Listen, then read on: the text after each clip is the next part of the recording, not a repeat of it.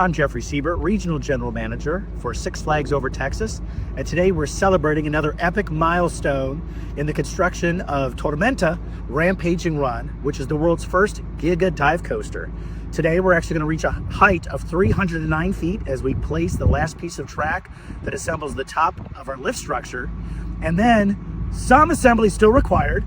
We have more than 3,000 feet of track yet to go, assembling this really cool record-breaking roller coaster. In fact, we shattered more than 6 world records, and we look forward to welcoming everyone to Six Flags Over Texas this summer as we celebrate our 65th anniversary season.